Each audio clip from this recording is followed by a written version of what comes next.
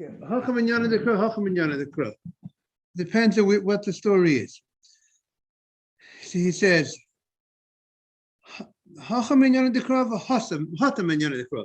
Hatam and Yana the Crow. Over there, when it talks about Sedei Achuzah, it Matzah Dumide Siga Yado. It's similar to Vasiga Yado. Vasiga Yado means now you became able to afford it. Ma Siga Yado Mahashta. So when the Siga means now you had a ability to afford it. You got money, you had the ability. So when it says a matzah, it's also talking about something. Also, matzah is not mahashta. So the word matzah is also referring to now, something that happened now, because the person was poor, he sold his property, and then he became the sigi yado, was a change in his financial situation. He was able to afford. So that means it's something that new that happened. But if he had the ability to afford it earlier, but except instead of affording it, he went ahead and he sold the property. He could have afforded it by selling a different property, but he did not sell the different property. So then that's not the case that the Torah is talking about. The case that the Torah is talking about by Sedei Achuzah, that he has the right, has the allowance to redeem, is only if it's something new that happened. A new opportunity happened, and now he has the opportunity to redeem his field. Meaning before he did not have the opportunity to redeem his field. So the case that the Torah, thank you so much for setting everything up. So yes, thank you. The case that the Torah says that you go ahead and you have a right to have the seller has to sell you back your field. You have a right to redeem your field is only if umatzah. Only if something new happened, something you found the ability to redeem it.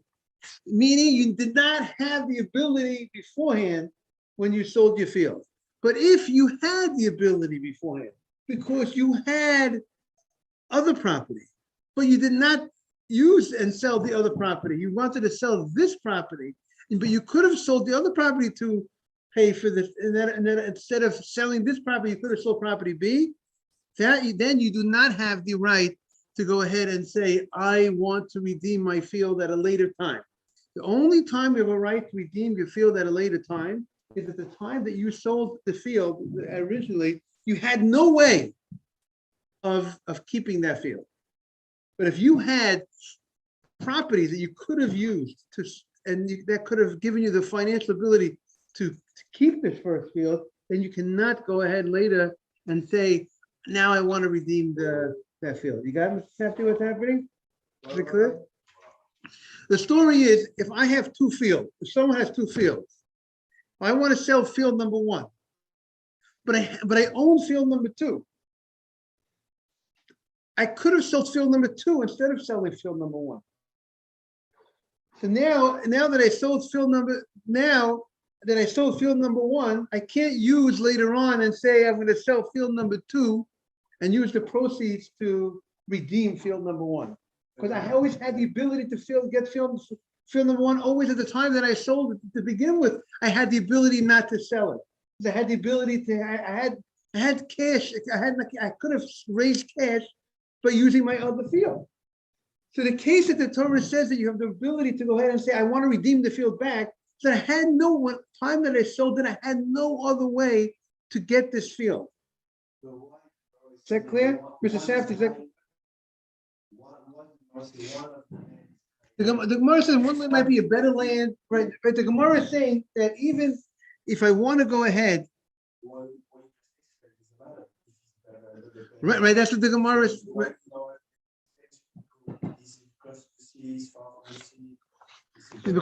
Because a person might want to go ahead and sell such a property. He wants. Let's see the language. He might want to go ahead and sell. See good morning, Dr. David. A person wants to redeem his property, right? His property, let's say. So he sells another field, and he sells another field that's far away from the place where he lives, and he wants to redeem with this money the field that he sold originally, which is closer to his, he wants to get back his better field. So why did he sell his good field to begin with? Maybe it raised more cash than in the second field. But he could have, sometimes, or it's easier for him to sell that field, right? But he sold it. He held on to the worst property. Originally he held on to the property which is not so good. Let's say, sometimes you have a field, you have 10 acres of one field in Manhattan could equal to 100 acres in the same value. They can have the same value, but one's a much larger field. And he was easy to get a buyer for that field, and that 10-acre field right now. So he sold it, and now he wants to go ahead and sell that bad property, that 100-acre in Harlem, to pay, and they buy back his property that he had originally next to him. So we say he can't do that.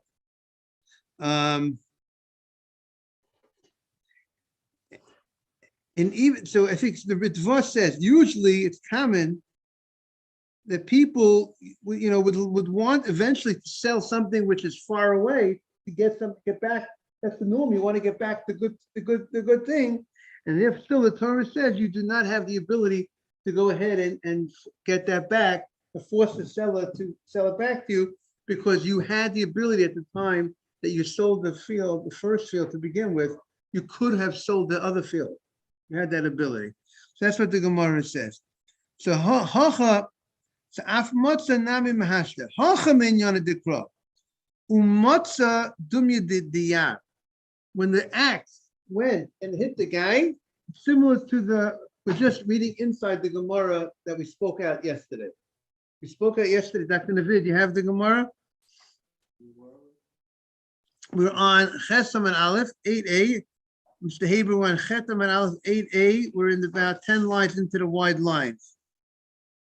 The Gemara says, Hacha minyana dekra. First word of the line is dekra. The pasuk. Morning, everybody. Umatzah dumya diyah. You have the pasuk. The first word of the line is dekra. Dr. Navid.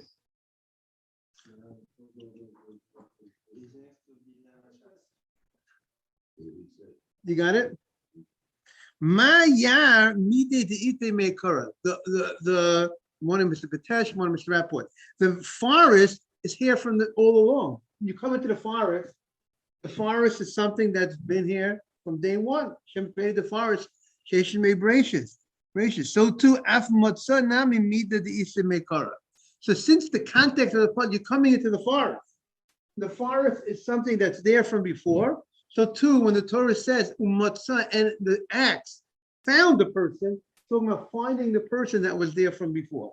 Just since the pasuk is talking about something that was there from early, the forest was there, and the pasuk talks about finding the person. That means the person was also there, and that's what the pasuk is saying. If you found the person who was there at the time when the axe went flying, that's when you would be a chayav. But if the person wasn't there, if he moved into it, that you would not be chayav.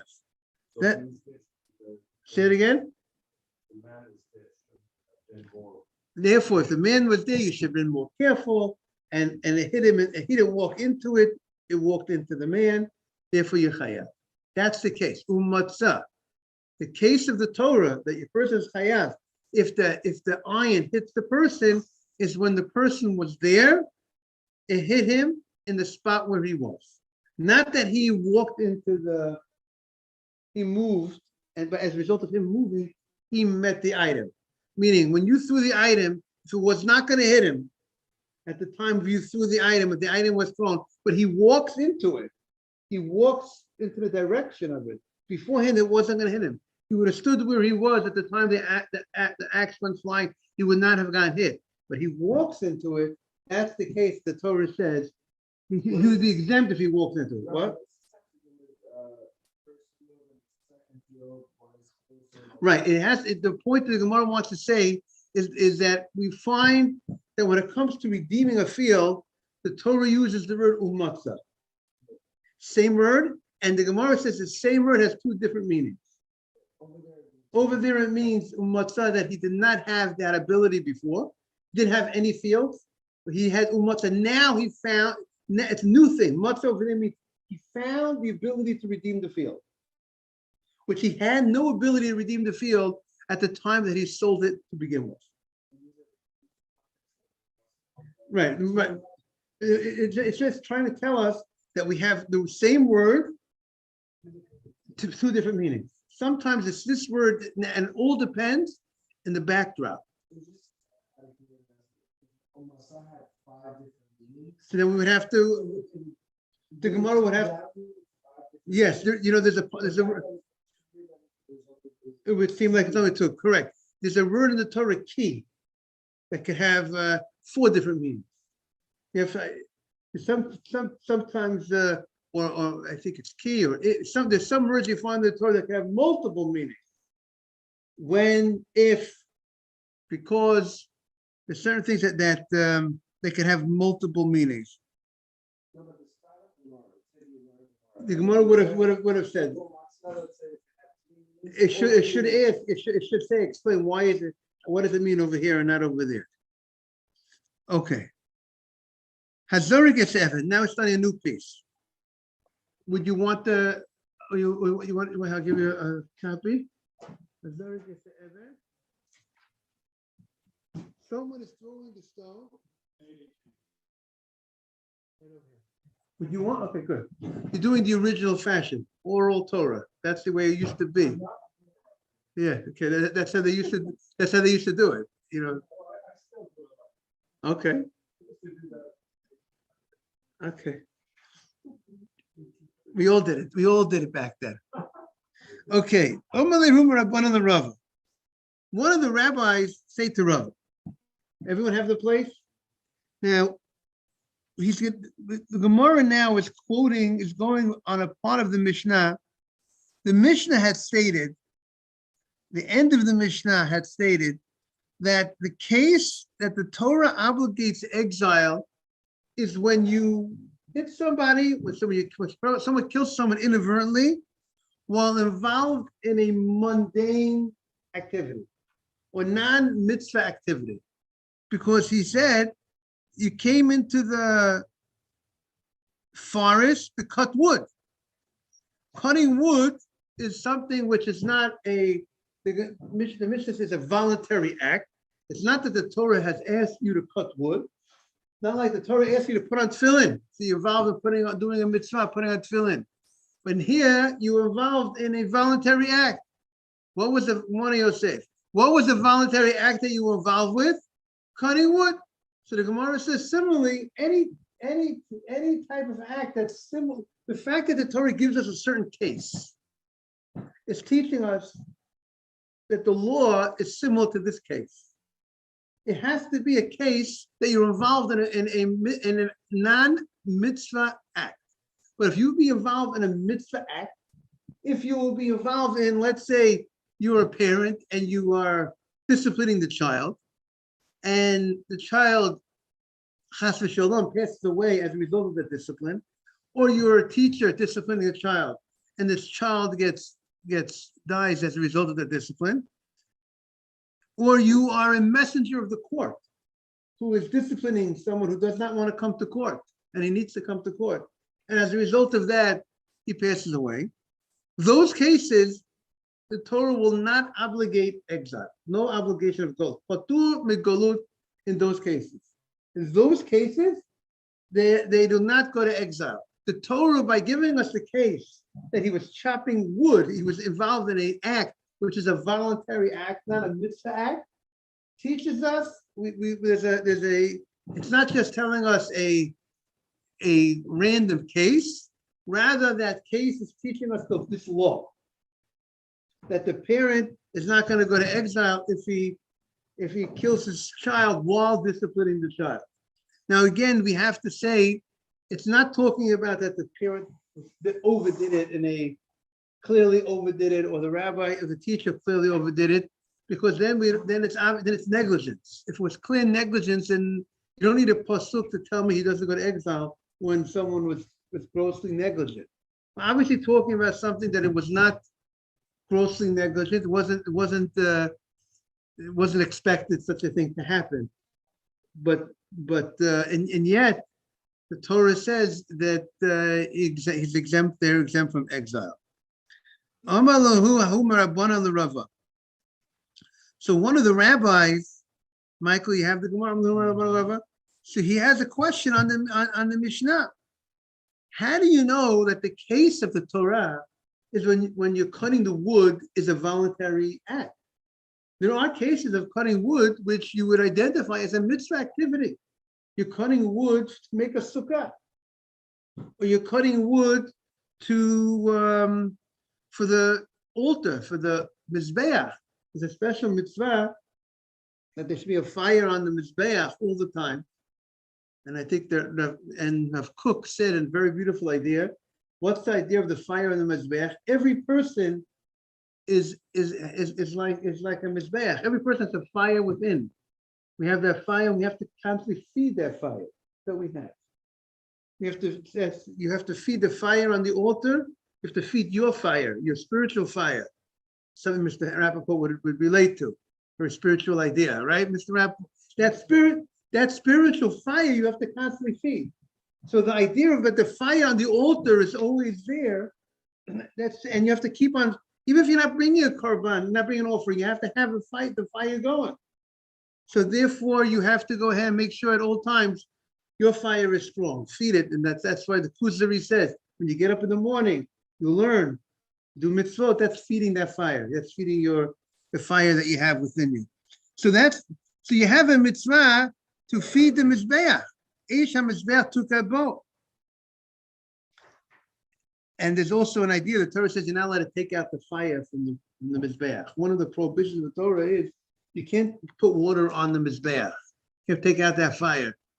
Also, you can't do things to take away that fire that you have within you. You can't do things that are going to weaken that fire.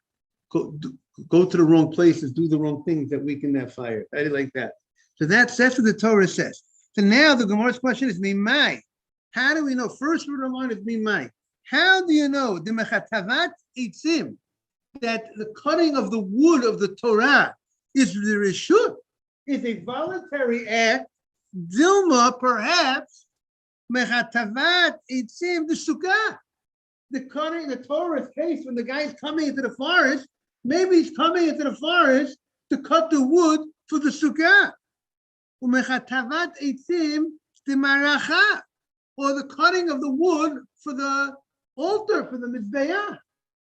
And yet, maybe that's the case of the Torah.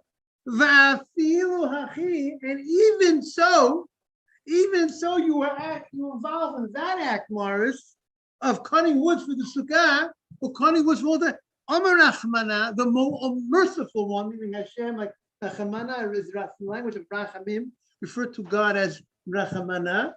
Amar Rachmana, legally, but the Torah says you have to go to exile, even if you are involved in a mitzvah activity. So that is the question of the Gemara. Again, the Gemara's question is, how do you know that the case of the Torah of going into the forest to cut wood is a case that you're doing a voluntary act, an act that's not a mitzvah? Very good, because you see the word Hazarikas Evan. What's the word right after Hazarikas Evan? It says Vav Chaf Vav V'chulu, and etc. So etc. is going back on the end of the Mishnah of Abba Shol. It's just the quote of it's going back on the etc. And Abba Shol says about that the pasuk is referring to a voluntary activity. So really, the Gemara is not going on the case of Hazarikas Evan, going on the etc., which is the case of the end of the Mishnah. That's the etc. case. Has to be involved in a voluntary act. I think, one second, Mark Adji was trying to get on.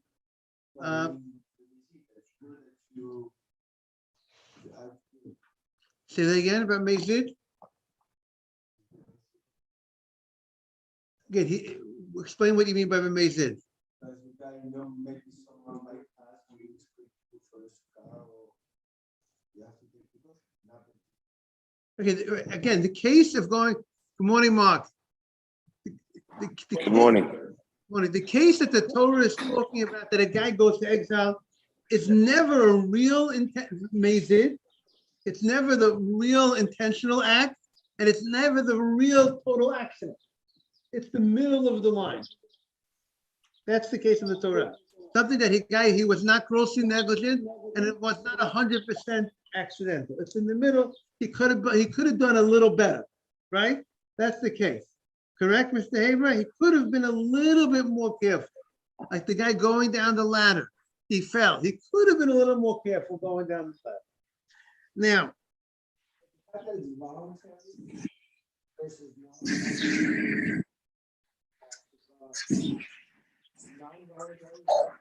right, that's the case of the Torah. What's I'm saying? The case of the Torah is that the Gemara understands, Abba Shaul understands that the case of the Torah that it goes to exile is when you're involved in an involuntary act.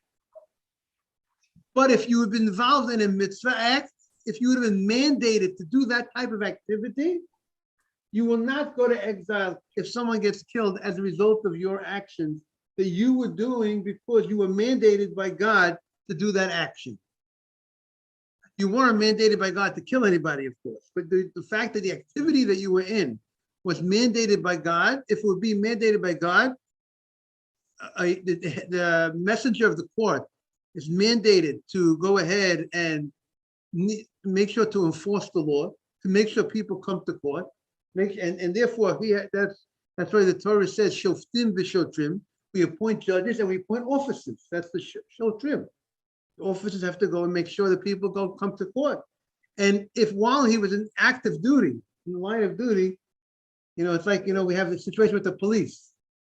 We have, the police are mandated to do their job. They're not voluntarily, they're doing their job. They have to do their job.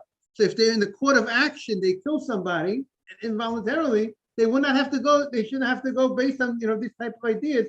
He was not going to have to go to exile for such a thing, right? So that's, in our case, the Torah is saying when you're involved in a voluntary act, that's the case, you have to go to exile. But if you're involved in an act that the Torah mandated for you to do, and then an accident happened over there, someone gets killed, you do not go to exile. The Gemara, and how did the Gemara know that?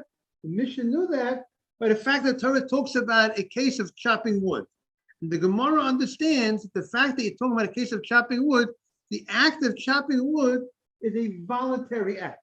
It's not a mitzvah act. Putting on tefillin is a mitzvah act. Chopping wood is not a mitzvah act. So the Gemara questions that. How do you know chopping wood is not a mitzvah act? That maybe chopping wood is a mitzvah act.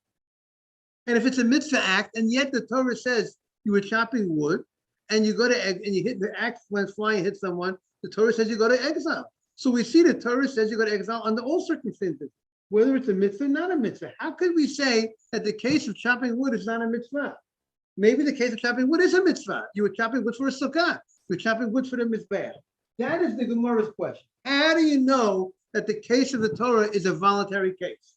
Maybe you're chopping wood for a mitzvah. So therefore, and yet the Torah says you go to exile. So we should not find a distinction between mitzvah and not mitzvah activity. That's the question of Gemara. Is that clear to everybody? Good morning, Mr. Feldman. Good morning. Good morning, Mr. Feldman. Good morning. So this is the name of the rabbi is Hahud Rabbanan. It does not say what's the name of this. One of the rabbis questioned the Mishnah, just to bring everybody up to date. No. The Torah says a person goes to a forest, chopping wood, and an accident happens. Something goes flying, hits the guy. Abba Shaul says that the case of the Torah, chopping wood, is you involved in a voluntary act. You were not involved in a mitzvah act. You were chopping wood. You were, doing something, chopping wood. You want to make money. You want to earn money. You need some wood for your fireplace. Whatever it is, you're chopping wood. But if you would have been involved in a mitzvah and something happened, an accident like that, you will not have to go to exile. because you're involved in a mitzvah. God told you to get involved in this activity. It says you didn't sign yourself up to it. God signed you up to it, and an accident happened. You do not have to go to exile for such a type of accident. That's what the Gemara says. So one of the rabbis questions that. Maybe, how do you know that the case of the Torah is voluntary act? Chopping wood could be done for a great purpose, for a mitzvah act. I got to chop wood for a sukkah. So maybe that's the case of the Torah. And yet the Torah says you go to exile. So how do you know it's only when you're involved in a voluntary act? Maybe the case of the Torah is even a mitzvah. You would also go to exile. Good morning. Because maybe you're chopping wood. The Torah doesn't tell us why you're chopping the wood. Is it possible you're chopping wood for the sukkah? Of course it's possible you're chopping wood for the sukkah. Maybe for both. And therefore you should go to exile under both circumstances. Whether you're chopping wood for your fireplace or chopping wood for a sukkah. How do we know from the fact, in the case of the Torah, that it's specifically talking about a voluntary act? That is what? And how do you know that that's the only case you go to exile if you're involved in a voluntary act? Maybe the Torah doesn't tell us why you're chopping the wood. Maybe you're chopping the wood for a mitzvah. What doesn't make sense?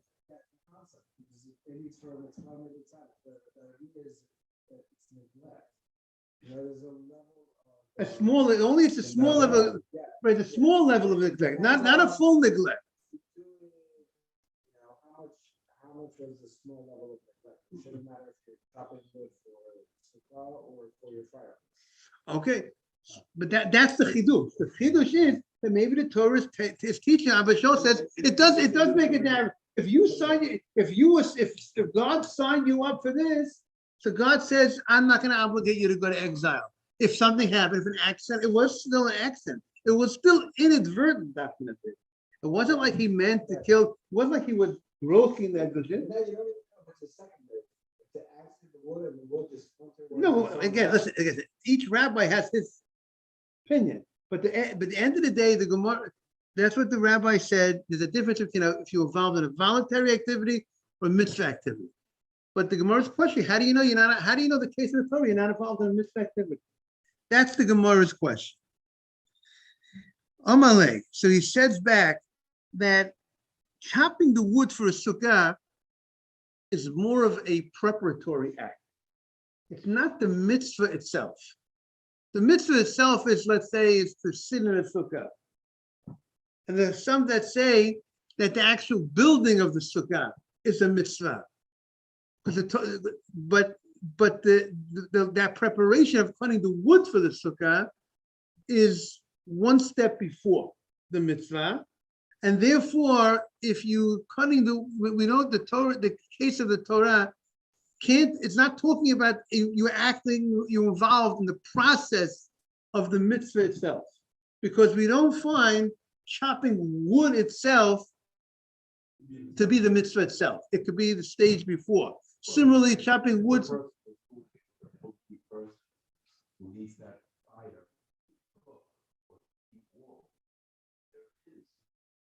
Right. It's for a purpose of a mitzvah, but the Gemara is going to say, what happens if I have wood that's already chopped?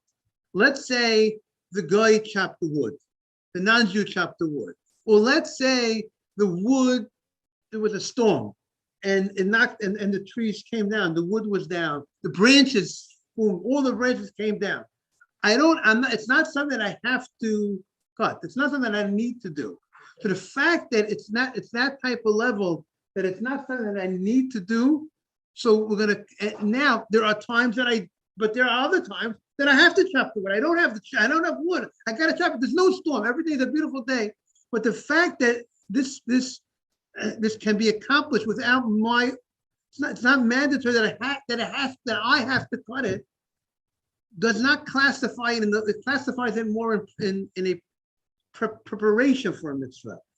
It's true. You need to help this person. Your case was what? You need to help an elderly person. So you need the mitzvah there is, let's say, the mitzvah is to actually give him the heat. Or let's say maybe the mitzvah might be more the heating, doing the heating. But the step of cutting the wood is a step before the heating process. It's I'm preparing the job. So the preparation, even though preparation is a big thing, it's a holy thing. but it can be done by some, can be done by a guy, or it can be accomplished without anything. If I found it already cut, I don't have to do any cutting. So that's what the Gemara says. So here, okay, but this is we could call it a hechsher mitzvah. This is the preparatory part of the mitzvah, and therefore, the case of the Torah was, but the Torah obligates the person exile is when you're cutting something. In the case of cutting, it's not in itself a mitzvah. It's at least one step before. It's at least the preparatory step, and therefore, if you're involved actually in the mitzvah, if you are the court officer and you're actually involved in the obligation to go ahead and to punish the guy, to bring him to court, so that the Gemara says that would be a case that you will not go to exile. Or let's say the case of the father disciplining the child. The Gemara is going to say the father disciplining the child, you're involved in the mitzvah to discipline the child, to get the child on track. The child is veering off.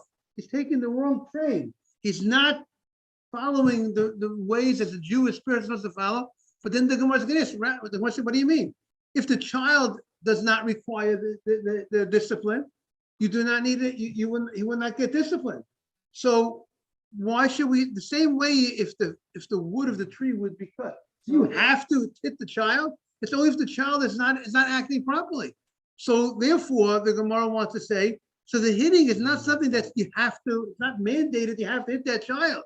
So if it's not mandated, so we should say the same thing, that it's not considered. We shouldn't categorize it as the mitzvah. Look what the Gemara is going to say. What's that again? It's true you have to discipline, but since the act of disciplining could be done, or sometimes you don't even need to. The Gemara is thinking at this point, because sometimes you might not need to discipline.